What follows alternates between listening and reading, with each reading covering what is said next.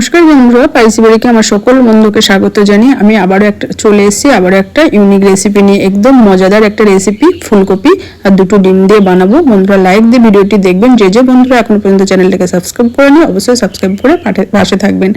আর যে বন্ধুরা already subscribe করে দিয়েছেন অসংখ্য অসংখ্য ধন্যবাদ আমার ভিডিওটি দেখার জন্য, পাশে থাকার জন্য। চলুন বন্ধুরা দেখে নেওয়া যাক আজকে আমি ফুলকপি আর দুটো ডিম দিয়ে কীভাবে সকালের টিফিন বাচ্চাদের নাস্তা তৈরি করি।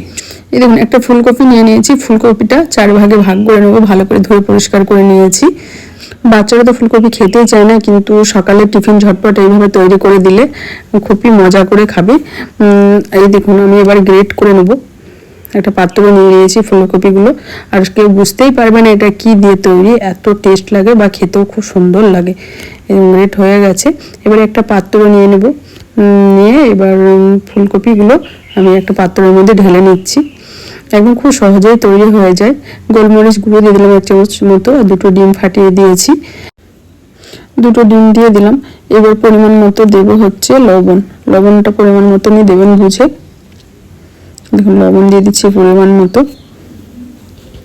এবার দেবো হচ্ছে কর্নফ্লাওয়ার দেবো 2 চামচ দেবো। কর্নফ্লাওয়ারটা অবশ্যই দেবেন আপনারা।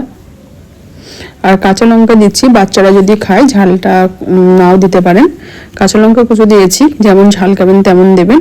আর ধনিয়া পাতা কুচো দিয়ে দিয়েছি, ছোট ছোট করে কেটেছিলাম। সমস্ত কিছু দিয়ে ভালো করে মাখিয়ে নিয়েছি। ব্যাটারটা পুরোপুরি আমার রেডি হয়ে গেছে। এবার আমি গ্যাস চুলায় চলে যাবো। এই দেখুন, পুরো রেডি হয়ে গেছে। আর যদি মনে করেন 2 থেকে 3 মিনিট রেখে দেবো, দিতে পারেন। এদিকে ফ্রাই প্যান বসিয়ে দিয়েছি, সাদা তেল দিয়েছি। তেলের পরিমাণটা এইভাবে অল্পই দেবেন, আর সাদা তেলেই করবেন।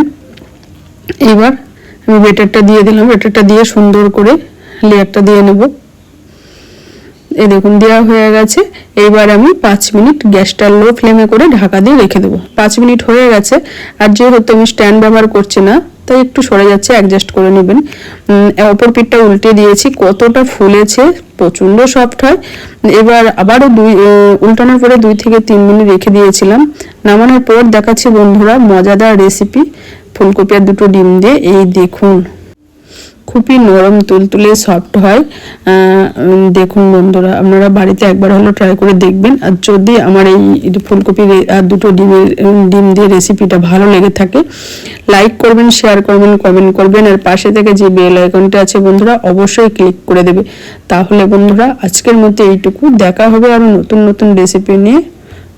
ধন্যবাদ। দেখুন কত সুন্দর হয়েছে।